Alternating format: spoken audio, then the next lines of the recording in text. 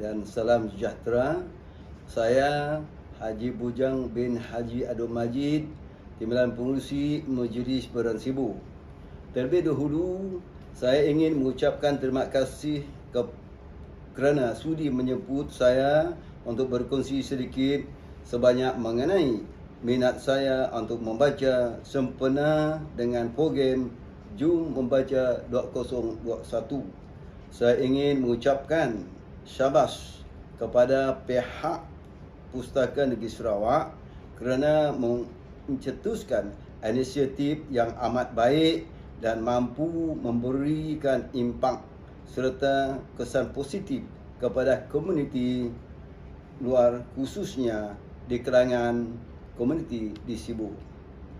Pada pandangan saya, ini adalah satu usaha dan strategi yang amat baik untuk memupuk sikap minat membaca di kalangan masyarakat. Budaya membaca ini adalah penting untuk disemai di dalam seseorang, di mana impaknya mampu membangunkan seseorang dari sudut peningkatan pengetahuan, contohnya seperti pengetahuan am, dan juga dari sudut peningkatan kreativiti melalui bacaan-bacaan yang boleh mencetuskan idea untuk memupuk semangat berinovasi berkarya seni. Program budaya membaca ini amatlah digalakkan, malahan perlu disusun secara sistematik dan harus diperluaskan ke segenap lapisan masyarakat, terutama di negara kita ini, khususnya di Sibu. Seterusnya, izinkan saya bercerita sedikit mengenai jenis-jenis buku yang saya baca. Antaranya adalah buku yang merangkumi pelbagai kategori seperti sukan, al-ehwal semasa, iaitu perkembangan dalam negara dan luar negara, buku-buku novel dan juga buku-buku rujukan. Saya ingin menunjukkan buku-buku yang sebagai rujukan ini sebagai sebenarnya dengan perkhidmatan saya menggunakan legal system, dan juga buku ini sebagai rujukan bagi perundang-undangan, dan sebagai juga pentadbiran kita menggunakan buku ini juga untuk menambahkan pengetahuan kita. Dan dalam seni sukan, dulu saya berminat bermain bola sepak dan saya juga membeli buku bersanding bola sepak. Sekarang saya berminat dalam golf, jadi saya terpaksalah membeli buku ini sebagai menambahkan minat saya dalam sukan golf. Baru-baru ini saya hendak berkongsi bersama bahawa saya baru saja menyelesai ataupun baru habis membaca sebuah buku berjudul Buku Anda Bertanya, Ustaz Menjawab Mengenai Solat. Ini lebih tertumpu kepada ibadah solat. Ini adalah antara karya yang dihasilkan menggunakan kemajuan teknologi yang disebutkan, penggunaan gambar-gambar berwarna yang menarik sebagai panduan dan memudahkan pemahaman pembaca yang tidak mempunyai asas yang cukup dalam fiqh. Penggunaan warna dan gambar hiasan yang begitu harmoni pula menjadikan buku ini selesa dibaca dan senang dipahami. Pada khidmat saya, penulis dan penerbit buku ini mempunyai komitmen yang tinggi dan bekerja bersungguh-sungguh bagi menghasilkan karya sesempurnanya. Dalam buku ini saya mendapat ungkapkan hikmah ataupun hasil daripada buku ini. Pertama, solat adalah sempurna. Solat adalah utama selepas kesaksian terhadap keesaan Allah dan kerasulan Nabi Muhammad. Membandingkan ibadah solat dengan ibadah-ibadah lain mungkin dapat menjelaskan keunikan dan keutamaannya. Kedua, solat juga sebagai pelerai status sosial. Saya terangkan, begitu mengharukan apabila melihat jemaah di dalam masjid yang menunaikan solat bersama tanpa mengira pangkat dan derajat. Seorang kaya yang berjubah mahal bersolat di samping seorang tukang kasut berbaju lusuh. Seorang menteri berpangkat tinggi sujud di sebelah seorang penganggur entah dari mana. Walau berbeza derajat dan kasta, namun mereka menyembah Tuhan yang sama, bersujud kepada seorang pencipta yang satu.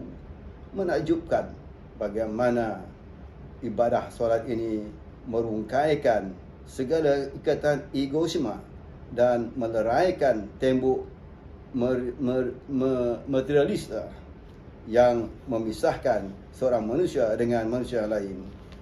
Namun dalam solat mereka hanya hamba-hamba Allah yang bersujud kepadanya. Apa yang membezakan kedudukan mereka adalah ketakwaan. Satu lagi, solat adalah perniagaan tanpa modal. Ibadah haji yang dikerjakan berpuluh ribu manusia di Makkah setiap tahun adalah syiar global Islam di dunia. Ia simbol universal agama Islam dan umatnya. Namun, ibadah haji menuntut keperluan yang tinggi dari segi kos perjalanan yang meningkat setiap tahun dan peruntukan masa yang sukar dipenuhi. Malah, kuota jemaah haji yang ditetapkan oleh kerajaan Arab Saudi juga menjadi penghalang kepada seorang Islam menunaikan ibadah taragum ini. Natijahnya, tidak ramai berpeluang mengerjakan haji dan jikalau berpeluang, tiada jaminan ibadahnya sempurna. Justru, ibadah haji adalah tuntutan yang memerlukan modal besar untuk dilakukan, sekaligus menyekat penyertaan ramai individu Muslim. Lain pula dengan solat. Ia adalah satu-satunya ibadah berganjaran besar tanpa memerlukan modal besar. Solat tidak menuntut kos pengangkutan yang tinggi kerana ia mampu dilakukan di mana-mana sahaja. Justru, ia juga tidak dihadkan dengan kota tertentu kerana tempat solat tidak diperlukan pada suatu negeri tertentu. Rasulullah pernah menceritakan mengenai kelebihan baginda dan umatnya dibandingkan dengan para nabi dan umat mereka yang lain. Antara kelebihan itu adalah Allah menjadi seluruh muka bumi ini tempat untuk Islam menunaikan solat.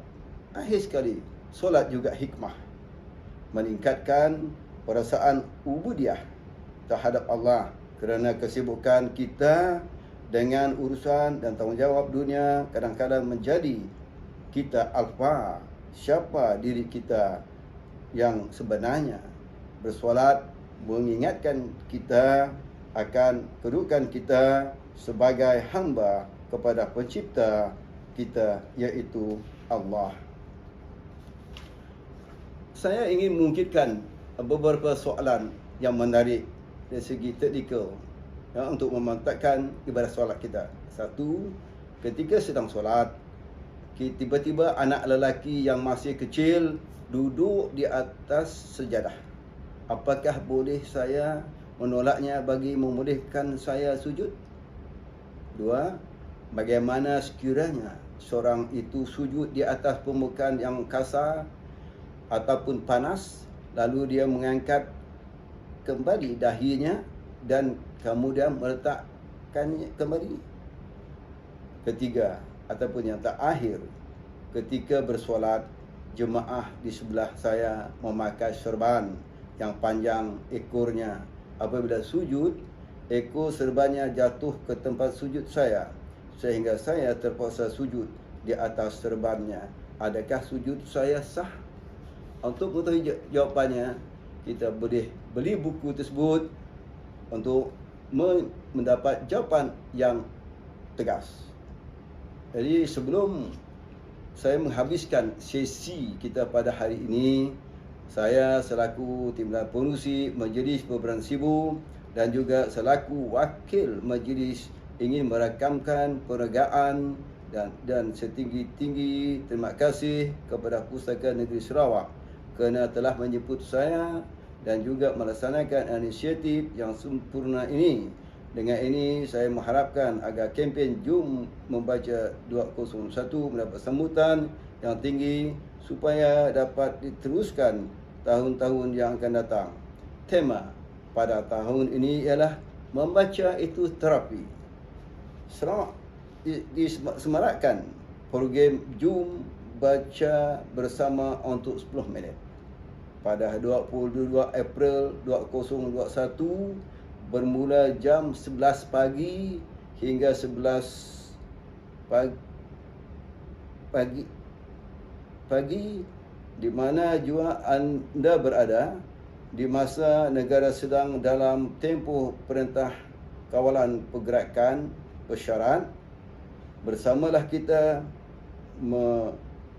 menyahut seruan kerajaan untuk duduk di rumah dengan turut serta dalam program Jom Baca. Kongsikan dengan turut serta dalam program yang baca. Kongsikan detik ini dengan menarik gambar dan video anda. Okay dah.